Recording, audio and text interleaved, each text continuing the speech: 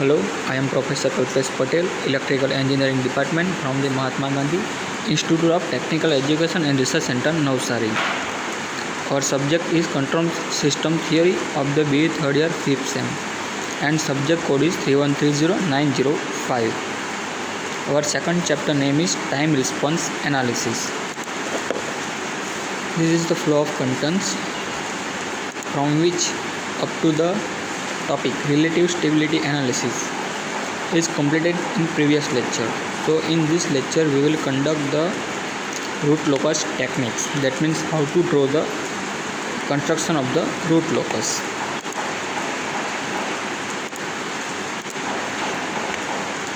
Now root locus techniques. Design problem in which the designer is required to achieve the desired performance for a system by adjusting the location of its closed loop poles in the S-plane by varying the one or more system's parameters. The routes criteria obviously does not help much in such a problem because in this technique is very laborious when the degree of characteristics polynomial is 3 or higher. That means the characteristics equation has the power of S is very high, like 3 or 4.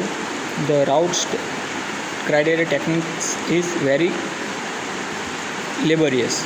So we need to solve this kind of the example by the root locus techniques.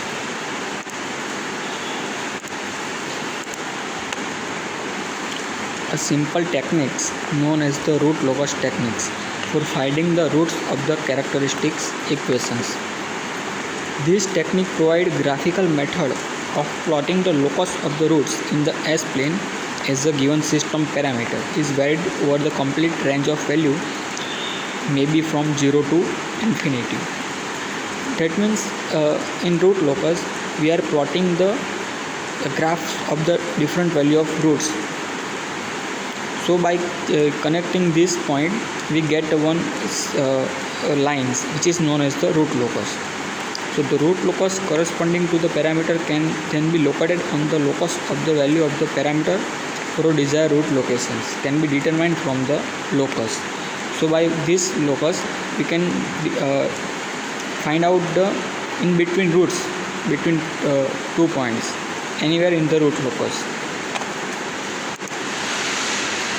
So the stability of any closed loop system depends on the location of the poles of the closed loop systems.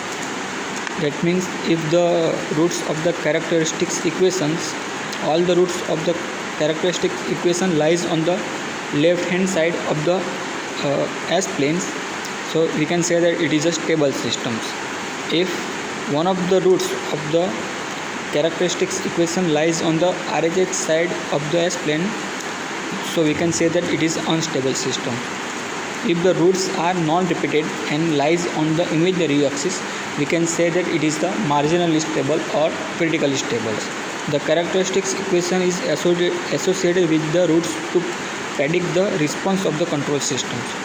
So that means with the help of characteristic equations, we can predict the response of the control system. That means it is the under-damped, over-damped or critically damped.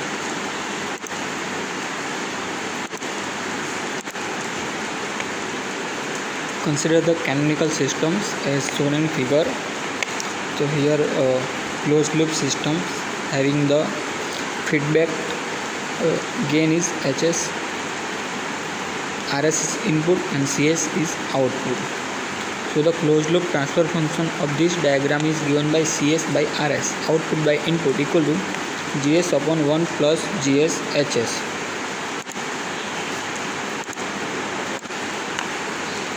The closed loop transfer function poles are given by the characteristics equation is 1 plus Gs Hs. This is the characteristics equation. In this system gain is variable parameters. Therefore, the roots of the characteristics equation depend on the system gain k. This system gain k varied from minus infinity to infinity. If all locations are joined, the resulting diagram of locus is called as a root locus. That means if we first we plot the all the location of the poles and then connect it. The resultant diagram is known as the root locus.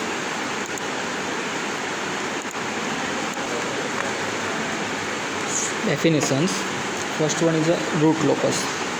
The plot of the locus of the closed loop pole as a function of the open loop gain k, where k is varied from 0 to plus infinity. Second one is a direct root locus.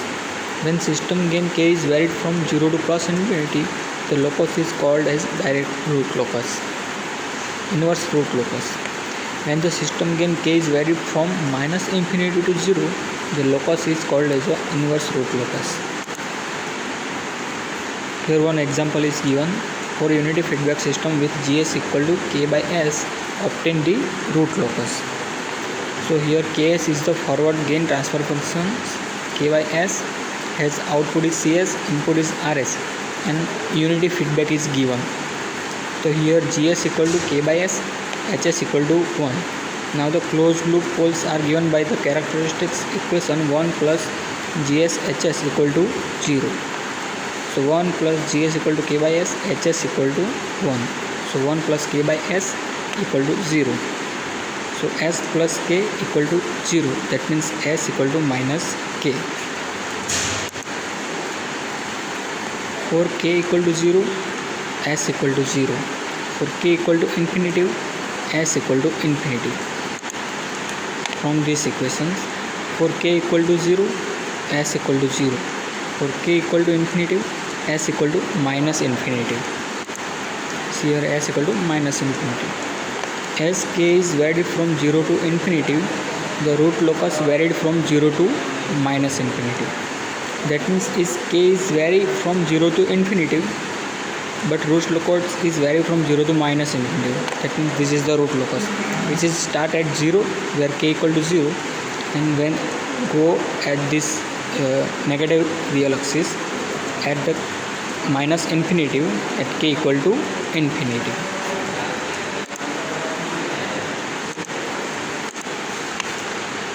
Now the relation between open loop transfer function and closed loop transfer function, poles and zeros. For open loop control systems, we can write Gs Hs equal to k Ns by ds, where k is gain of open loop transfer function, Ns equal to numerator of the polynomial in S, ds equal to denominator of the polynomial in S. First, open loop transfer function 0. The 0 of Gs Hs is given by Gs Hs equal to 0, k, that means k Ns ds by 0, therefore Ns equal to 0. So the open loop transfer function zeros by Ns equal to 0. Now open loop transfer function poles, that means the Gs Hs equal to infinity, therefore a Ns by ds equal to infinity, that means ds equal to 0. So the open loop transfer functions poles are given by ds equal to 0. Third one is closed loop transfer function poles. They are given by the equation 1. 1 plus Gs Hs equal to 0. But the Gs Hs equal to the k Ns by ds. If we solve this equation, we get ds plus k Ns equal to 0. So the equation 3 indicate that closed loop transfer function pole in general is function of k, ds and ns. So if ns and ds are maintained constants, that means if ns and ds are maintained constants and k alone is changed, the closed loop pole will change. That means if ns is constant, ds is constant. So the pole of the closed loop transfer function are changed with change in the value of k. So this plot is nothing but the root locus.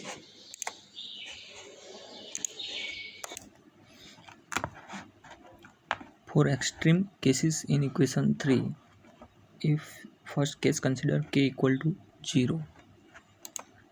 So in this equation 3, consider k equal to 0. That means ds equal to 0. ds equal to 0, which is the open loop transfer function poles from the equation 2. So equation 2 is here, which is the open loop transfer function pole. Condition is ds equal to 0. That means it is the closed loop poles are the same. The closed loop transfer function poles are same as open loop transfer function poles for k equal to 0. Thus root locus starts for poles of open loop transfer function. That means the now the root locus start from the open loop transfer functions poles.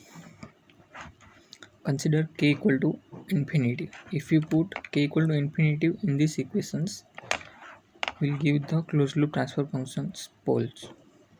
As k become larger, the larger the terms kns will dominate and ds will have the lesser effect. That means in the limit equation 3 is, if you consider k is becoming increasing, so this whole term is large compared to these terms. So we consider that k ns equal to 0 at k equal to infinity, because ds is negligible. ns should be 0 as k equal to infinity, but in these equations k is not 0. So if kns equal to 0, then ns always 0. Therefore ns equal to 0, which is the open loop transfer function 0 from the equation 1. So it is ns equal to 0, which is indicated open loop transfer functions zeros, and ds equal to 0 indicated open loop transfer function poles. Therefore the closed loop transfer function poles are the same as open loop transfer function 0 for k equal to infinity. Thus root locus end on the open loop transfer functions zeros. That means starts at the open loop transfer functions poles and end at open loop transfer functions zeros. Example, for GSHS equal to ks divided by s plus 3, find where the root locus begin and end. From the previous theory, we can say that open loop transfer functions, the root locus will starts at the open loop transfer function poles and end at the open loop transfer functions zeros. First we find the poles. So poles is equal to in denominator. So here s plus 3 equal to 0. That means s equal to minus 3. And this is the pole. So open loop transfer function begin as s equal to minus 3 for k equal to 0 and end at 0. So 0 is s equal to 0. This is the 1 0 from the numerators. So this root locus start from s equal to minus 3 will end at s equal to 0 for k equal to infinity. Now consider another example. GSHS equal to k s plus 2 plus j s plus 2 minus j divided by s plus 1 plus j s plus 1 minus j. Find where root locus starts and end. First we find open loop transfer function poles. So here this is the poles. S equal to minus 1 minus j and s equal to minus 1 plus j. So pole is s equal to minus 1 plus or minus j, and 0 is s equal to minus 2 minus j, s equal to minus 2 plus j. So s equal to minus 2 plus or minus j. So root locus starts at this point and end at these points. So root locus will start at k equal to 0, s equal to minus 1 plus or minus j, and proceed to open loop transfer function 0 and at s equal to minus 2 plus or minus j at k equal to infinity.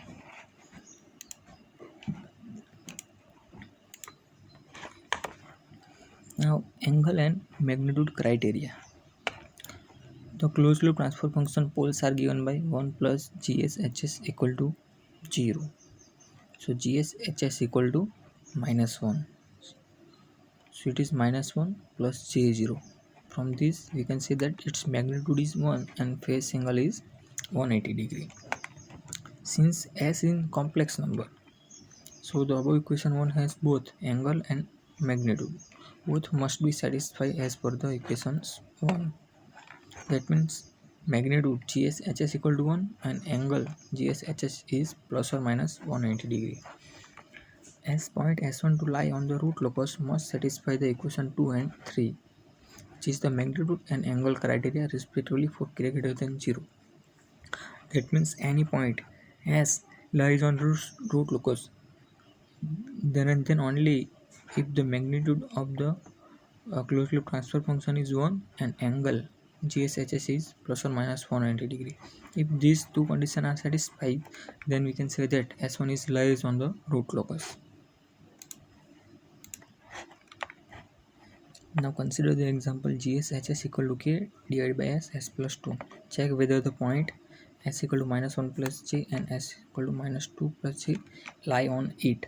So first we have to check two conditions, magnitude and angle.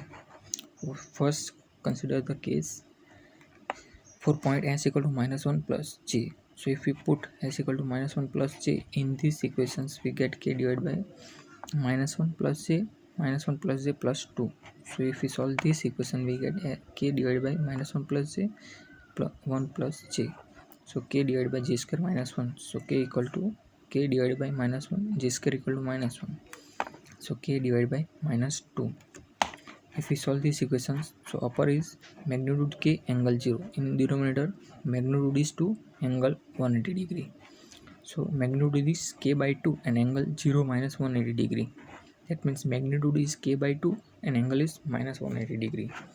As angle is minus 180 degree, point lies on the root locus. Also from the magnitude criteria, magnitude K by 2 equal to 1 and K equal to 2. At this point, gain is 2.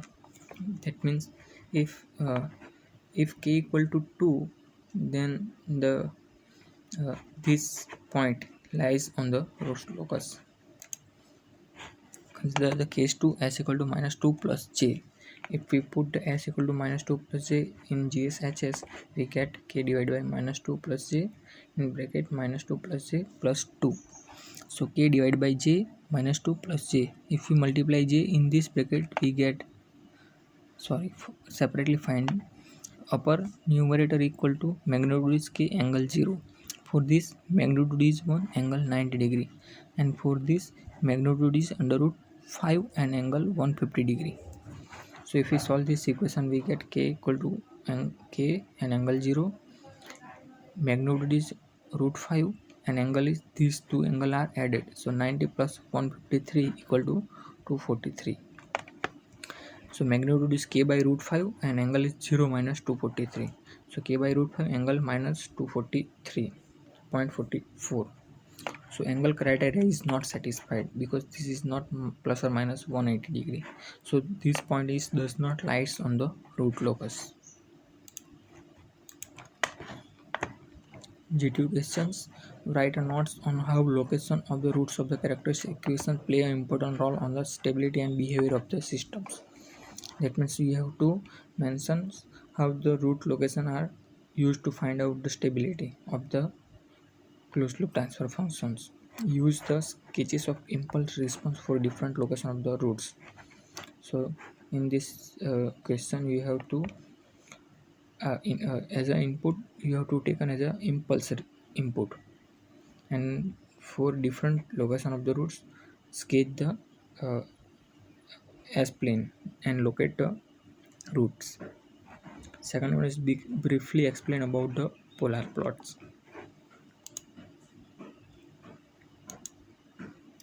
So here we completed our second chapter. Thank you.